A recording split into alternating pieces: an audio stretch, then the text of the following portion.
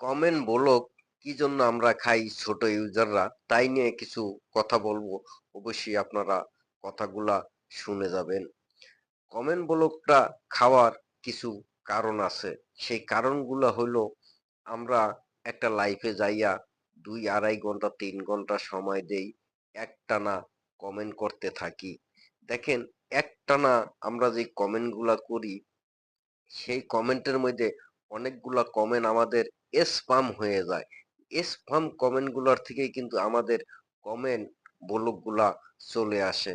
তাই সবাইকে বলবো যে আপনারা 2-2.5 ঘন্টা 3 ঘন্টা একটা লাইফে গিয়ে যে কমেন্ট গুলা করেন, অবশ্যই কমেন্ট লাইফে যাইবেন, লাইফে কমেন্ট করবেন, কমেন্ট গুলা দেখে শুনে করবেন।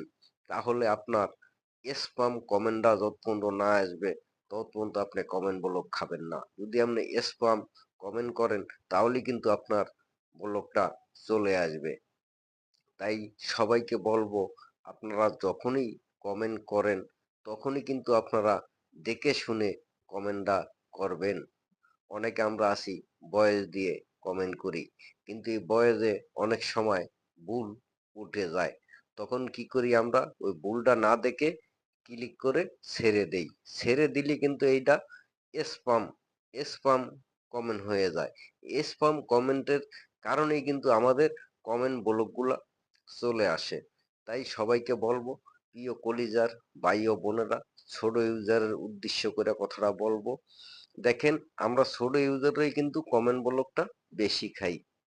বড় বড় ইউজাররা কিন্তু কোনো সময় একটা পোস্ট করে না যে আমি আজকে কমেন্ট ব্লকে আছি, এরকম পোস্ট আমি পাই না। কিন্তু আমরা ছোট ইউজাররা ঘন ঘন কমেন্ট ব্লক খাই আর ঘন ঘন পোস্ট করি আমি কমেন্ট ব্লকে আছি, আপনারা কেউই আমাকে ভুলে যায়েন না, আমার পাশে থাকেন। আসলে ঘটনা হলো কি জানেন, এই যে বড় ইউজাররা কিন্তু তারা কিন্তু স্পাম কমেন্ট গুলা করে না,